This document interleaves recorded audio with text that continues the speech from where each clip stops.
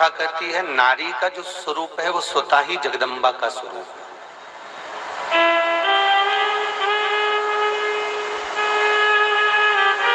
स्त्री स्वयं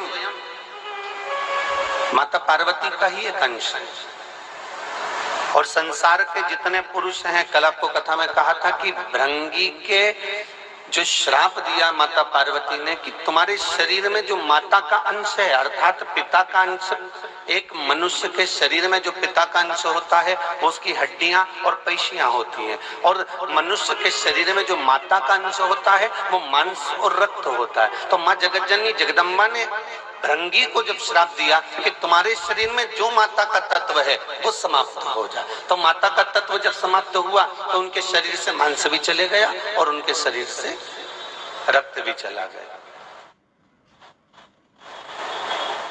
शिव महापुराण की कथा कहती है कि संसार का एक एक पुरुष स्वयं शिव का ही भाव है और संसार की एक एक माताएं स्वयं जगदम्बा का ही भाव।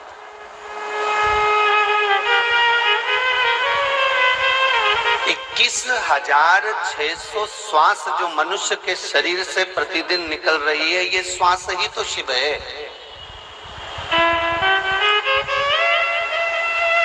शरीर का मतलब ही क्या हुआ? जब तक श्वासें चल रही हैं तो शरीर है और श्वास निकल गई तो केवल शव है, फिर उसका मूल तत्व ही समाप्त हो गया।